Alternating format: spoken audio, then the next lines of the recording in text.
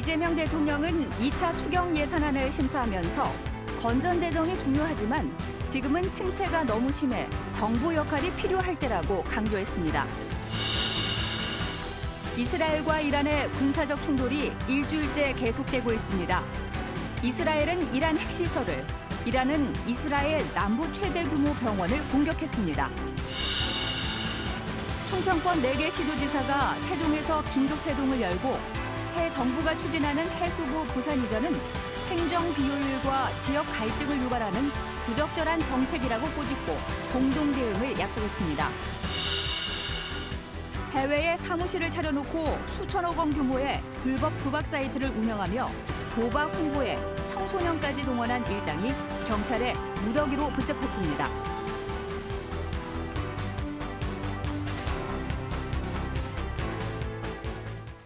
여러분 안녕하십니까? 대전 세종 충남 7시 뉴스 시작합니다.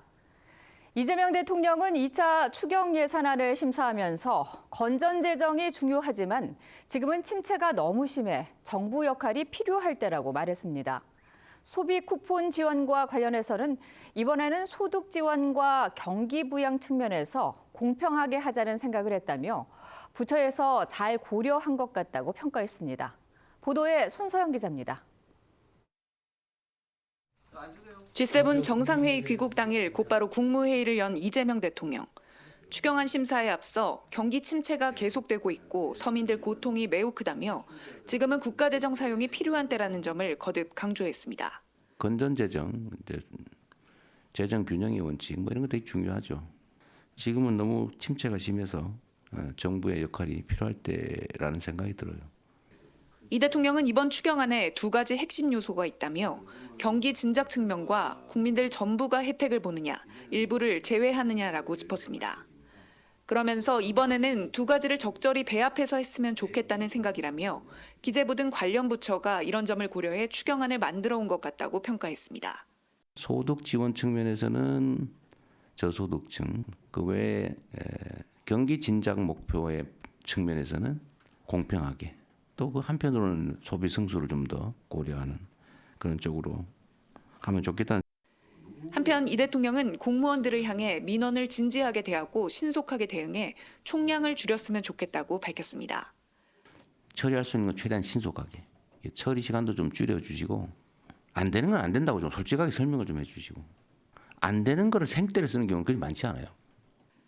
여야 협치를 강조해온 이 대통령은 오는 22일 관저에서 신임 여야 지도부를 초청해 오찬 회동을 갖기로 했습니다. 이 자리에서 G7 정상회의 관련 내용을 소상히 설명하는 한편 의제에 제한 없이 허심탄회한 대화를 나눌 예정이라고 우상호 정무수석은 설명했습니다. KBS 뉴스 손서영입니다. 정부 지출을 20조 원 정도 늘리는 올해 2번째 추가 경정 예산안이 국무회의를 통과했습니다. 내수 진작을 위해 앞서 보신 것처럼 전 국민 소비 쿠폰을 지급하고 소상공인 채무를 줄여주는 게 뼈대입니다. 김지숙 기자가 보도합니다.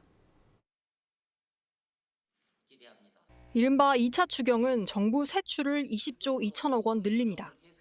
경기 진작에 초점을 맞췄습니다.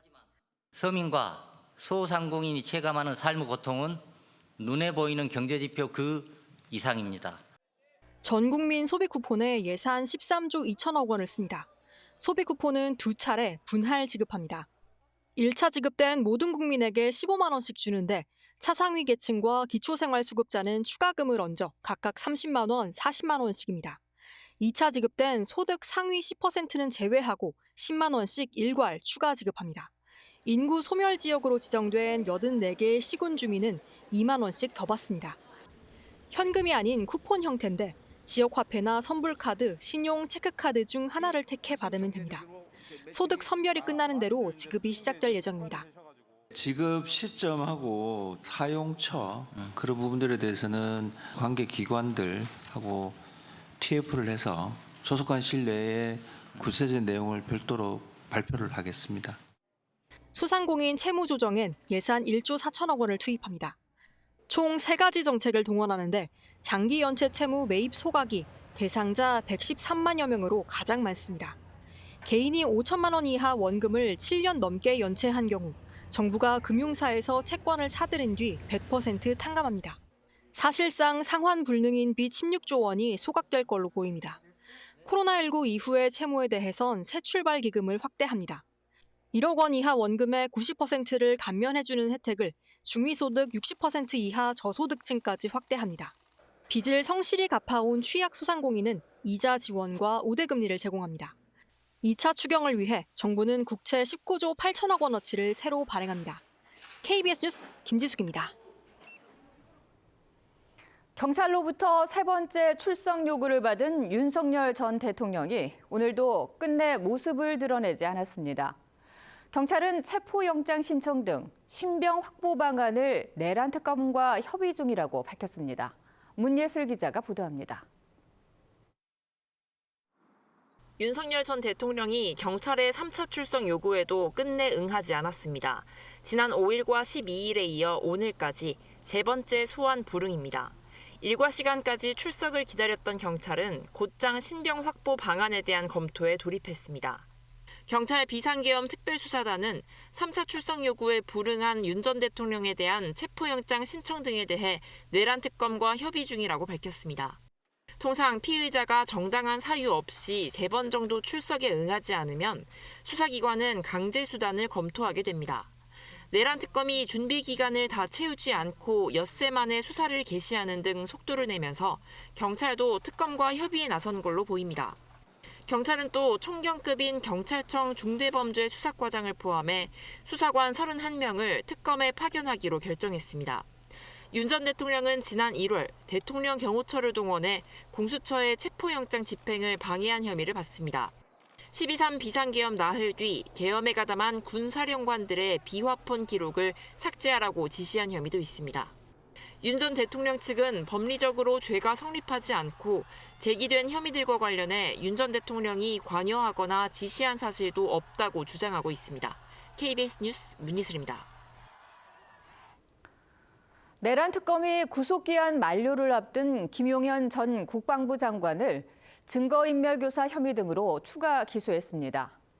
특검은 김 전 장관에 대한 추가 구속영장도 청구할 예정인데 내란 사건 수사에 본격 착수하는 모습입니다. 계속해서 공민경 기자의 보도입니다. 조은석 특별검사가 이끄는 내란 특검이 김용현 전 국방부 장관을 어젯밤 증거인멸교사와 위계에 의한 공무집행 방해 혐의로 추가 기소했습니다. 3대 특검 가운데 가장 먼저 피의자를 재판에 넘기며 수사를 본격 개시한 겁니다. 조은석 특검은 추가 기소한 사건의 신속한 병합과 추가 구속영장 발부 등을 촉구하는 서면을 법원에 접수했습니다. 이번 조치는 추가 구속을 통해 김 전 장관이 석방되는 상황을 선제적으로 막기 위한 것으로 풀이됩니다. 김 전 장관은 12.3 비상계엄 관련 내란 사건으로 이미 구속 기소돼 1심 재판을 받고 있는데 오는 26일 구속기한이 끝나 석방될 가능성이 높습니다. 내란 재판을 담당하는 재판부는 지난 16일 주거 제한과 형사 재판 관련자 연락금지 등의 조건을 붙여 보석 결정을 했지만 김 전 장관 측은 불복하겠다는 입장을 밝힌 바 있습니다. 김 전 장관 측은 추가 기소에 대해 수사 준비 기간 중에 이뤄진 불법 기소라고 반발하며 조특검을 서울중앙지검에 고발하겠다고 했습니다. 다른 특검들도 본격 수사 준비에 한창입니다. 순직해병 특검을 맡은 이명현 특별검사는 어젯밤 8명의 특검보 후보자 추천을 마쳤습니다. 김건희 여사 관련 의혹을 수사할 김건희 특검팀은 오늘 중 검사 파견을 요청할 예정입니다. 어제 검찰과 금융감독원을 방문한 김건희 특검팀은 오늘 법무부와 고위공직자범죄수사처, 경기 남부경찰청을 방문해 업무와 인력 파견 등을 논의합니다. KBS 뉴스 공민경입니다. 이스라엘과 이란의 군사적 충돌이 일주일째 계속되고 있습니다. 긴장 완화를 촉구하는 국제사회의 목소리에도 충돌은 오히려 격화하는 모양새인데요. 이스라엘은 이란 핵시설을 공습했고 이란 미사일은 이스라엘 남부 최대 규모 병원에 떨어졌습니다. 홍진아 기자입니다. 이란 수도 테헤란의 밤하늘이 이스라엘의 미사일로 번쩍입니다. 이스라엘은 테헤란 남서쪽 플루토늄 생산시설이 있는 아라크 중수로 핵시설도 공습했습니다. 이란은 핵시설 피격 사실을 공개하면서도 근무자들은 미리 대피했고 방사성 물질 누출도 없다고 밝혔습니다. 이란은 미사일 20여 발로 반격했습니다. 일부는 이스라엘의 아이언돔을 뚫고 남부 베르세바에 있는 소로카 병원과 텔아비브 인근 등에 떨어졌습니다. 병상만 1,000개가 넘는 소로카 병원에선 내부 시설이 파괴돼 환자들이 긴급 대피했습니다. 이스라엘 당국은 최소 65명이 다쳤으며 3명이 위중한 상태라고 밝혔습니다. We are in one of the cities in the center of Tel Aviv. As you can see behind me, a missile struck one of the buildings. 충돌이 점차 격화하면서 이란에선 파키스탄 국경까지 피난민들의 행렬이 이어지고 있습니다. Initially we were thinking that it will calm down, we will stay over there, but every passing day जो सिचुएशन जितनी खराब होती जा रही थी, बच्चे रात को सो नहीं पाते, वो जो बमबारी की आवाज होती है. 이란 당국은 이스라엘의 사이버 공격과 반정부 여론 확산을 막기 위해 인터넷 접속도 전면 차단했습니다. 세계 각국은 이스라엘과 이란 내 자국민 철수 작업에 착수했습니다. 미국은 이스라엘 체류 미국인 철수를 위해 항공편과 크루즈선 등을 준비 중이고 일본은 대피용 수송기를 급파할 예정입니다. KBS 뉴스 홍진아입니다. 이렇게 이스라엘과 이란의 무력 충돌이 이어지는 가운데 미국의 직접 개입 가능성이 계속 제기되고 있습니다. 트럼프 대통령은 아직 최종 결정은 하지 않았다면서도 절대 항복하지 않겠다는 이란을 향해 정권이 교체될 수도 있다고 말했습니다. 워싱턴 김경수 특파원입니다. 트럼프 미국 대통령은 무엇을 할지에 대한 생각들이 있지만 최종 결정은 하지 않았다며 고민이 많음을 시사했습니다. 이란 핵시설 타격 여부에 대해 할 수도 있고 안 할 수도 있다며 상황이 가변적임도 내비쳤습니다. 이란과의 핵합의는 더 어려워졌지만 아직 문은 열려 있다면서 어떤 것도 너무 늦은 일은 없다고 강조했습니다. 더는 못 참겠다며 이란의 최후 통첩을 보내면서도 협상의 여지는 남겨둔 겁니다. Iran's got a lot of trouble and they want to negotiate. And I said, why didn't you negotiate with me before all this death and destruction? 이스라엘의 공세 속에 이란은 중동의 미군 기지를 목표로 반격 준비를 하고 있습니다. 이란 최고 지도자인 하메네이는 대독된 영상연설을 통해 미국이 개입할 경우 반드시 피해를 보게 될 거라며 항복을 거부했습니다. در مقابل صلح تحمیلی محکم میایسته. ملت ایران در مقابل تحمیل تسلیم هیچ کس نمیشه. 이에 트럼프는 행운을 빈다고 짧게 답하면서 이란의 정권 교체도 일어날 수 있는 일이라며 더 세게 받아쳤습니다. 미군은 현재 이란 주변국 미군 기지의 경계태세를 상향했습니다. 이스라엘의 요청에 따라 지하 깊숙한 곳에 있는 이란의 핵시설을 타격하기 위해 벙커버스터 지원도 검토 중인 것으로 알려졌습니다. 일촉즉발의 상황에서 만에 하나 중동 전체가 전쟁에 휩싸일 경우 호르무즈 해협 봉쇄와 국제유가 급등에 따라 전 세계가 전쟁의 영향권에 들어가게 됩니다. 미국의 고민이 깊어지는 이유입니다. 워싱턴에서 KBS 뉴스 김경수입니다. 미국이 군사적으로 직접 개입한다면 그 명분은 이란의 핵시설 제거가 될 겁니다. 문제는 이란의 핵시설이 지하 깊이 구축돼 있다는 점인데요. 미국이 초강력 벙커버스터를 사용할 가능성이 주목받고 있습니다. 박석호 기자입니다. 미군의 B-2 스텔스 폭격기가 거대한 미사일 2발을 투하합니다. 이 미사일은 지표면에서 터지지 않고 땅을 뚫고 들어가 지하 더 깊은 곳에서 폭발합니다. GBU-57, 이른바 벙커버스터로 불리는 이 미사일은 길이 6.2m, 무게 13.6톤, 탄두 중량만 2.4톤에 이릅니다. GPS 유도 장치로 정밀 타격이 가능하고 특수광 소재로 만들어져 단 한 발로 지하 60m 깊이에 있는 벙커나 핵시설도 파괴할 수 있습니다. 이란의 포르도 핵시설은 산악지대 지하 80m 깊이에 지어져 있는데 미군이 이 벙커버스터를 여러 발 정밀하게 떨어뜨릴 경우 파괴가 가능합니다. It would be multiple strikes kind of barreling down into that target set over time, kind of drilling down towards the target. 미국이 이란에 군사적으로 직접 개입할지 여부를 검토하면서 이 벙커버스터를 활용할 가능성이 주목받고 있습니다. 워낙 무거운 미사일이라 B-2 폭격기로만 운반이 가능한데 미군은 언제든 B-2 폭격기가 출격할 준비가 돼 있습니다. The big B-2 strategic bombers would probably stage out of a small island in the Indian Ocean, Diego Garcia. Those are the ones that carry the big bunker-busting bomb. 미군이 실제로 초강력 벙커버스터를 사용하지 않더라도 이를 거론하는 것만으로도 이란을 강하게 압박하는 효과를 기대할 수 있는 것으로도 분석됩니다. KBS 뉴스 박석훈입니다.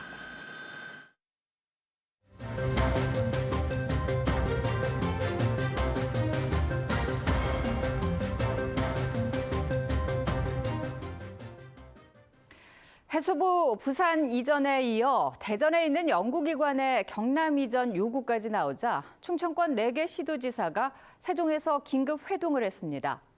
새 정부가 추진하는 해수부 부산 이전은 행정 비효율과 지역 갈등을 유발하는 부적절한 정책이라고 꼬집고 공동 대응을 약속했습니다. 이정은 기자가 보도합니다. 새 정부 출범 이후 처음으로 충청권 4개 시도지사가 한자리에 모였습니다. 세종에 있는 해양수산부의 부산 이전이 빠르게 추진되는 데다 대전에 있는 항공우주연구원과 천문연구원까지 경남 이전 논의가 시작되자 대응책 마련을 위해 급히 모인 겁니다. 1시간가량 진행된 비공개 회의를 통해 4개 시도지사는 해수부와 연구기관 이전 논의가 매우 부적절하고 우려스럽다는 입장을 분명히 했습니다. 행정수도에 많은 것들을 더 모아야 되는데 부산으로 이전시키면서 비효율이나 또 지역 간 갈등 이런 것을 초래하는 건 옳지 않고요. 새 정부의 인수위격인 국정기획위원회가 세종에서 부처별 업무 보고를 받는 가운데 충청권 시도지사가 세종에 모인 건 일방적으로 추진되는 해수부 이전에 대한 우려와 항의를 표시하는 차원으로 해석됩니다. 불확실한 새 정부의 비전에 대해서 우리 4개 시도가 그때그때 현안에 대해서는 공동 대응하고 서로 공조 협조하자 이런 다짐을 했습니다. 새 정부에 발탁된 충청권 민주당 인사들이 행정수도 완성을 저해하는 정책에 침묵하는 것에 대한 비판의 목소리도 나왔습니다. 민주당에서 충청권에 강훈식 의원이 비서실장으로 갔는데 충청권에 가지고 있는 것을 다른 데로 분산시키는 그런 부분들을 그대로 좌시를 한다면 부책임은 이를 수도 있죠. 충청권 4개 시도는 해수부 이전에 대한 공동 입장과 지역 현안을 정리해 새 정부에 전달할 계획이라고 밝혔습니다. KBS 뉴스 이정은입니다. 단속을 피해 해외에 사무실을 차려놓고 수천억 원 규모의 불법 도박 사이트를 운영해온 일당이 경찰의 무더기로 붙잡혔습니다. 마치 기업처럼 조직을 운영해왔는데 도박 홍보에 청소년까지 동원했다 결국 덜미를 잡혔습니다. 박병준 기자입니다. 여성 딜러가 이른바 바카라 게임을 진행합니다. 화면 한쪽엔 판돈이 표시됩니다. 해외에서 운영된 실시간 불법 도박 사이트 운영 상황입니다. 경찰에 붙잡힌 40대 A씨 등은 2019년 초 필리핀에 사무실을 차려 도박 사이트 운영을 시작했습니다. 국내외 스포츠 결과에 베팅하거나 카드 게임에 판돈을 거는 식으로 5년 반 동안 8개 사이트를 운영했고 여기에서 오간 판돈만 5,300억 원, 이용자 4만 명으로부터 수수료 명목으로 271억 원을 챙겼습니다. 운영 방식도 일반 기업처럼 치밀했습니다. 운영팀과 홍보팀 등으로 역할을 나누고 실적에 따라 팀을 합병하거나 또 적자 사이트는 폐쇄하는 등 구조 조정까지 했습니다. 베트남과 캄보디아 등으로 사무실을 옮기고 검증된 사람만 접속하도록 단속을 피해왔지만 범죄에 청소년까지 끌어들였다가 덜미를 잡혔습니다. 알바비를 미끼로 청소년에게 SNS 홍보를 시키다 조직 전체가 드러난 겁니다. 청소년을 상대로 도박 사이트 홍보를 하고 있구나. 이 첩보를 입수한 이후에 홍보팀을 검거하고 그 이후에 본체인 운영팀을 검거하게 된 사례입니다. 경찰은 일당 32명을 국민체육진흥법 위반 혐의로 붙잡아 총책 A씨 등 13명을 구속했습니다. 또 부동산과 차량 등 92억 원에 대해선 추징 보전 조치했습니다. 경찰은 이들 사이트를 상습적으로 이용한 도박 참가자에 대해서도 수사를 이어갈 계획입니다. KBS 뉴스 박병준입니다. 해외 유명 브랜드의 고가 화장품을 감쪽같이 베낀 가짜 화장품 8만여 점을 유통시킨 일당이 특허청에 덜미가 붙잡혔습니다. 성분 검사를 해봤더니 기능성 화장품의 핵심 성분은 아예 검출되지 않았습니다. 박혜평 기자가 보도합니다. 한 물품 보관 창고에 특허청 상표 경찰이 급습했습니다. 창고 안에 가득한 화장품 상자를 열었더니 고가에 팔리는 해외 유명 브랜드 화장품이 가득합니다. 또 있어요? 저것도 까봐야 될 것 같아요. 겉으론 정품과 똑같이 보이지만 모두 가품들입니다. 이 화장품들을 해외에서 들여온 뒤 병행 수입 제품인 것처럼 속여 유통시킨 일당 4명이 상표 경찰에 검거됐습니다. 유통시킨 양은 약 8만 7천 점, 정품가액 79억 원어치로 부당이득 21억 원을 챙겼습니다. 적발된 화장품은 한 병에 20만 원에 육박하는 고급 에센스와 영양크림 등으로 정품의 3분의 1 가격에 도소매업자에게 팔려나갔습니다. 위조 상품을 정품으로 알고 구매한 피해자가 유통을 하려는 과정에서 위조 상품임을 확실하고 저희 상표경찰에게 신고를 한 그런 경우입니다. 품질 검사 결과 가품 제품에는 기능성 화장품에 들어가야 할 미백 성분 등이 아예 없거나 함유량이 기준치의 절반가량에 그친 경우가 많았습니다. 유해 성분은 없지만 보통 이렇게 화장품이 출시될 때 저자극이나 알러지 테스트가 있는데 그런 부분들이 생략되기 때문에 충분히 피부 트러블을 유발할 가능성은 있는 것으로 보입니다. 상표 경찰은 이들이 홈쇼핑 업체에도 접근했었다고 밝히고 추가 유통 경로와 관련 업자를 추적하고 있습니다. KBS 뉴스 박혜평입니다.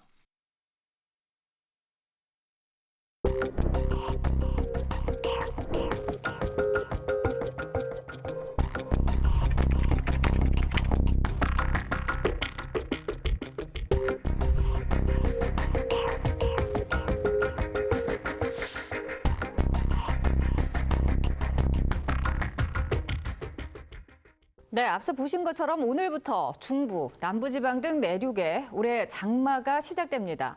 돌풍을 동반한 거센 장맛비가 쏟아질 것으로 예상돼 철저한 대비와 주의가 필요한데요.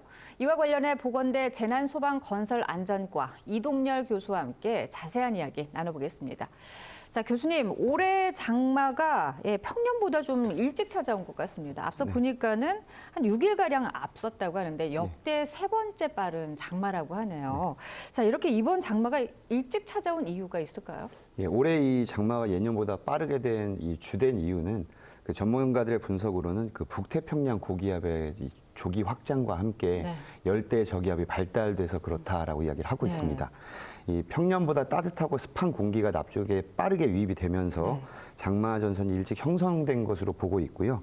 대기 흐름이 평소보다 빠르게 진행되고 있고 해수면 온도가 올라가고 있는 와중에 그 열대 저기압 활동이 장마 전선을 좀 더 빠르게 올린 것이 아닌가 하고 분석을 하고 있습니다. 네, 이 장마가 해가 갈수록 기간이 길고 또 한꺼번에 쏟아지는 비의 양이 좀 많다라고 느끼고 계신데 올해 장마는 과거 장마와 다른 점이 있다면 뭐가 있을까요? 예, 올해 가장 큰 그 장마의 가장 큰 특징은요. 그 최근의 상황으로 비춰볼 때 이 국지성 집중호우가 집중될 수 있다는 겁니다.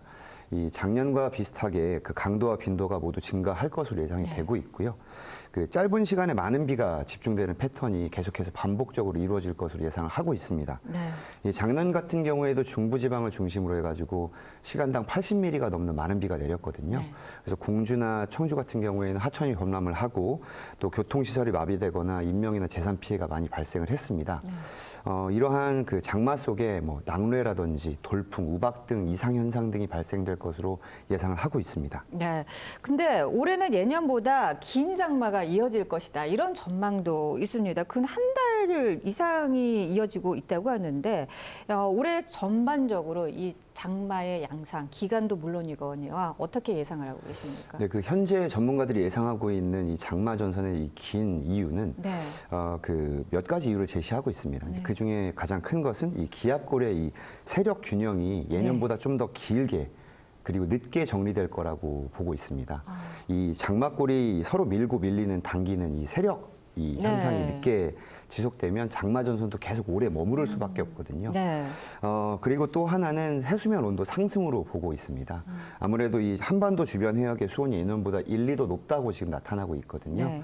이러한 그 높은 수온으로 인해 가지고 수증기가 더 많이 공급되고 비구름이 더 자주, 더 네. 많이 형성되다 보니까 네. 많은 비가 집중적으로 내릴 것으로 예측을 하고 있습니다. 그래서 네. 단순히 길다라는 그 수준을 넘어서서 강수량이 많고 네. 강우 패턴이 예측하기가 어려운 현상이다. 이렇게 보면 되실 것 같습니다. 말씀하신 것처럼 오늘부터 시작되는 장마 같은 경우에도 중부지방에서 시작해서 남부로 또 내려가다가 다시 또 북상하는 그런 패턴이더라고요. 예, 맞습니다. 그러면 또 장마 기간이 또 길어질 수밖에 없다는 말씀이시잖아요. 그렇죠. 그런데 이렇게 일찍 찾아온 장마가 사실 우리가 반갑지 않은 게 지난 집중호우로 피해를 입은 지역이 사실 이 피해 복구가 완전히 다 이루어지지 않았단 말이에요.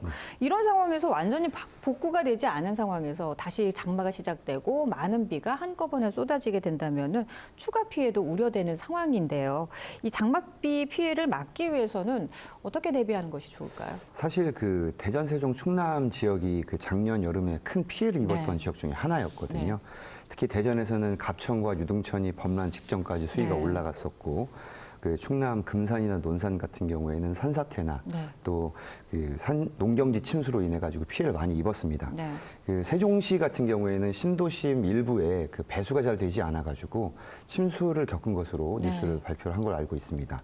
그 하천 주변 저지대라던가 아니면 농경지 주변에 배수로를 좀 정비를 할 필요가 있고요. 네. 특히나 취약 지점에 대한 사전 점검이 무엇보다 중요할 것으로 예상이 됩니다. 말씀하신 것처럼 아직 그 대비가 다 완성되어 있지 않은 상황에서 비가 많이 내리게 되면 어쩔 수 없이 유실될 수 있거든요. 네. 그래서 그 부분에 대한 사전 조치를 미리 준비를 하는 것이 중요하겠다 말씀드릴 수 있겠습니다. 네.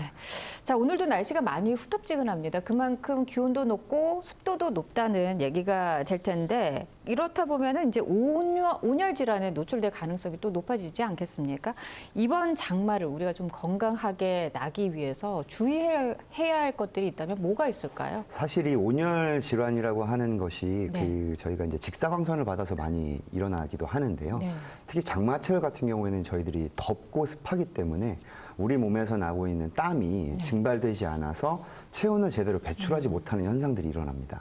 그러다 보니까 오히려 온열 질환에 훨씬 더 노출되기가 쉬운 상황이 되고요. 이런 상황들 때문에 일반 시민들 같은 경우에는 평소에 물을 좀 자주 섭취를 해주시고 그리고 자주 통풍이 되는 환경을 유지시키는 것이 중요하다라고 볼 수 있겠습니다. 네. 일단 주의해야 할 대상은 실외에서 작업하고 계신 작업자들이나 노동자들인데요. 이런 부분들 같은 경우에는 장마 직후에 날씨가 맑아지게 되면 작업을 바로 재개하는 경우가 네. 많습니다. 근데 아직 습도가 가시지 않은 상황에서 온도가 급격하게 올라가다 보니까 땀이 제대로 증발하지 않고 또 체온을 제대로 조절할 수 없는 상황이 되기 때문에 위험한 상황에 놓일 수 있는 경우가 많거든요. 이런 부분들 때문에 그늘막이나 냉방이 가능한 휴게시설 등을 좀 구비를 하고 작업자들에게 온열 질환에 대한 그 교육을 미리 실시하는 것이 좋겠다 말씀을 드릴 수 있겠습니다. 이 장마철 같은 경우에는 이 단순히 비만 조심하는 것이 아니라 그 온도도 보이지 않는 열이 중요하기 때문에 이런 부분들을 환기를 통해서 충분히 이렇게 통풍될 수 있도록 하는 환경을 조성하는 게 좋겠다 말씀드릴 수 있겠습니다. 네. 자, 이렇게 일찍 찾아온 장마 대비 잘 하셔서 안전하고 건강하게 보내시면 좋겠네요. 오늘 말씀은 여기까지 듣겠습니다. 고맙습니다. 네, 감사합니다.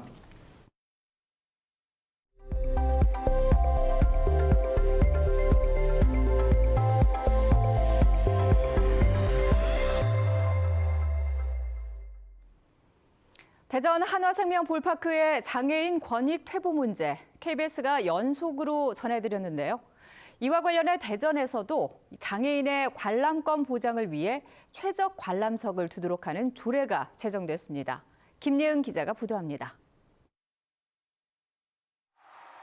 앞좌석 관중에 가려 경기를 볼 수 없고 수시로 인파까지 드나들었던 대전 한화생명 볼파크 휠체어석.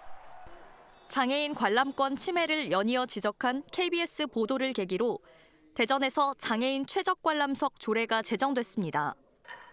대전시가 관리 운영하는 공연장과 체육관, 운동장 등에 장애인이 관람하기 가장 적합한 최적 관람석을 두는 게 핵심입니다. 장애인 동반자 자리도 최적 관람석 인근에 배정해야 합니다. 장애인들이 그래도 밖에 나와서 생활할 수 있는 것들도 많아지고 더 긍정적으로 사회를 바라보고 이미 운영 중인 시설이더라도 지금부터 2년 안에 개선해야 합니다.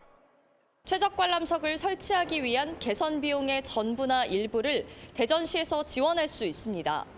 취약계층을 위한 최적 관람석 이 조례를 통해서 문화 향수권이 좀 보장받는 그런 기회의 시간이 되지 않을까. 당장 대전 한화생명 볼파크가 개선에 나설 걸로 보입니다. 대전시와 한화 측은 다음 달 올스타전이 열릴 때까지 휠체어석에 탁자와 동반자석을 설치할 계획입니다. 야구장 말고도 조례의 적용을 받는 대전시의 시설은 모두 9곳. 조례 제정에만 그치지 않고 실효성을 확보하려면 대전시의 지속적 점검과 체계적인 관리가 필요합니다. KBS 뉴스 김예은입니다. 지난해 고속도로 통행료 미납액은 무려 880억 원에 달합니다. 고속도로를 유지 보수해야 하는 등의 비용이 그만큼 비례되는 건데요. 지난해 도입된 AI 경로 예측 시스템이 체납 차량을 잡아내는데 큰 활약을 하고 있다고 합니다. 이자영 기자입니다. 한국도로공사 충북본부 사무실. 컴퓨터 화면에 통행료 상습 미납 차량의 정보가 실시간으로 나타납니다. AI가 분석한 체납 차량의 이동 경로와 도착 시간 등의 정보가 체납 징수반에게 문자로 발송됩니다. 단속차는 지금 서청주에 떴으니까 지금 준비해서 나가시죠. 도착 시간에 맞춰 톨게이트에서 대기한 지 얼마 지나지 않아 체납 차량이 나타납니다. 2년 6개월에 걸쳐 580여만 원의 통행료를 미납했습니다. 지금 카드 잔액이 없어가지고 계속 미납하고 다니세요. 그러면 지금 납부하시겠습니까? 충남 천안의 도심에 승용차가 주차돼 있습니다. AI 시스템을 통해 적발한 체납 차량입니다. 3년 동안 통행료 800여만 원을 체납해 결국 압류 처리됐습니다. 2주 안에 이제 요 금액을 납부하실 수 있으면 그때 차량을 돌려드리겠습니다. 지난해 4월 도입된 통행료 체납 차량 AI 경로 예측 시스템. 사람이 직접 이동 경로를 분석할 때보다 정확도가 2배나 높아졌습니다. 한국도로공사 충북본부의 경우 2023년 4대 단속에 그쳤는데 AI 시스템 도입 이후 24대를 단속해 2억 원 이상 징수했습니다. 현장으로 바로 출동을 해서 그 차량에 대해서 단속을 바로 할 수 있는 이런 시스템이라고 보시면 되겠습니다. 한국도로공사는 AI 단속을 강화하는 한편 회원 가입 없이도 고속도로 통행료 플러스 앱으로 체납료를 낼 수 있게 시스템을 개선했다고 밝혔습니다. KBS 뉴스 이재은입니다. 의정 갈등이 1년 4개월째 이어지면서 단일 대우처럼 보였던 의대생, 사직 전공의들 사이에서 다른 목소리들이 분출되고 있습니다. 학교를 떠난 의대생들 사이에서는 수업 복귀를 둘러싼 갈등이 표면화되고 있고 사직 전공의들은 병원으로 돌아가고 싶다며 정부에 대화를 제안했습니다. 고아름 기자가 보도합니다. 의대생 200여 명이 모인 단체 채팅방입니다. 학교도 학년도 저마다 다르지만 이번 달 복학을 원한다는 하나의 목적 아래 모였습니다. 이번 달 기말고사가 종료되면 유급 최종 확정을 피할 수 없습니다. 6월이 지나니까 정말 끝난다라는 생각이 많이들 들기 시작하는 것 같고 본과 4학년 학생들은 올해 복시를 못 보면 면허를 못 따게 되고. 장기화되는 의정 갈등은 단단해 보였던 대우에 균열을 일으키고 있습니다. 1년 단위로 짜이는 교육 특성상 의대는 1학기 수업을 못 들으면 1년 유급이 불가피합니다. 이제라도 복귀하자는 목소리가 힘을 얻으면서 전북대 의대에서는 복귀를 방해한 선배들을 징계해달라는 요구가 후배들로부터 나왔습니다. 을지대 의대에선 실제로 선배 2명에게 징계가 내려지기도 했습니다. 의대업에 대한 처벌이나 징계가 제대로 이루어지지 않고 있어서 복귀 방해 행동이 계속되니까 제대로 가지 못하는 거죠. 사직 전공의들 사이에서도 이견이 표출되고 있습니다. 일부 전공의들에선 소통을 거부하는 대한전공의협회 비대위는 윤석열 정부와 다를 바가 없다는 공개 성명이 나왔습니다. 또 정부엔 빠른 복귀를 희망한다며 대화를 제안했습니다. 전공의 대표나 그런 분들이 전혀 지금 소통을 하지 않고 있고 굉장히 실망감을 느낀 전공의들이 많고 하지만 한 학기가 이미 끝난 데다 새 정부의 출범 등으로 상황이 달라진 점 등을 감안하면 이들의 요구 수용까지는 넘어야 할 산이 많다는 분석이 나옵니다. KBS 뉴스 고아름입니다. 라임 사태의 핵심 인물인 김봉현 전 스타모빌리티 회장으로부터 술접대를 받은 전직 검사에게 벌금형이 선고됐습니다. 무죄를 선고한 1, 2심을 대법원이 유죄 취지로 파기환송한 뒤 내려진 판결인데 재판부는 해당 검사가 받은 향응액이 100만 원이 넘는다고 판단했습니다. 정혜주 기자의 보도입니다. 2020년 김봉현 전 스타모빌리티 회장의 폭로로 알려진 라임 술접대 의혹. 현직 검사들이 2019년 강남 유흥업소에서 고액의 술접대를 받았다는 의혹이었습니다. 이 자리에 참석했던 나이업 전 검사에 대해 오늘 파기환송심에서 벌금 1,000만 원이 선고됐습니다. 재판의 쟁점은 청탁금지법상 처벌 기준인 향응액이 100만 원이 넘는지 여부였습니다. 당시 술자리에 드나든 사람은 7명. 비용은 536만 원이었습니다. 앞서 검찰은 나 전 검사에게 해당하는 향응액이 100만 원이 넘는다고 계산해 기소했지만 1심, 2심 재판부는 비용을 달리 계산해 1인당 향응액이 약 94만 원이라며 무죄를 선고했습니다. 하지만 대법원은 향응액수 산정에 법리를 오해한 잘못이 있다며 사건을 유죄 취지로 파기환송했습니다. 파기환송심도 대법원의 판단을 따랐습니다. 재판부는 나 전 검사가 받은 향응액이 101만 9천 원 상당이라고 판결했습니다. 그러면서 검사로서 공정한 직무 수행을 해야 할 의무에도 이 범행으로 사법 절차에 대한 신뢰가 훼손됐다고 지적했습니다. 나 전 검사는 지난달 법무부의 징계를 받은 뒤 사직한 것으로 알려졌습니다. 100만 원 이하 향응했다는 주장에 대해서 법원에서 뒤집은 건데 이거에 대해서 좀 어떤 입장이신지. 한편 함께 접대를 받은 현직 검사 2명은 징계 처분은 받았지만 접대 비용이 100만 원을 넘지 않는다는 이유로 불기소 처분돼 논란이 불거진 바 있습니다. KBS 뉴스 정혜주입니다.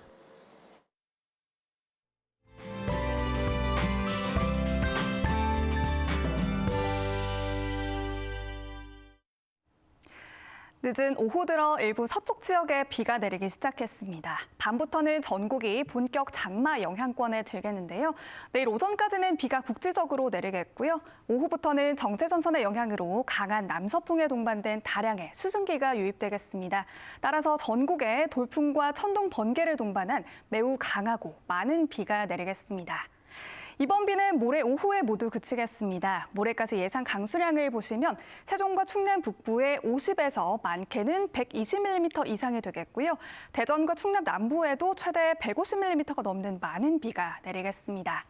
강한 비가 집중되는 시간은 내일 오후부터 모레 오전까지로 예상이 됩니다. 시간당 최대 50mm의 폭우가 쏟아질 것으로 보이는데요.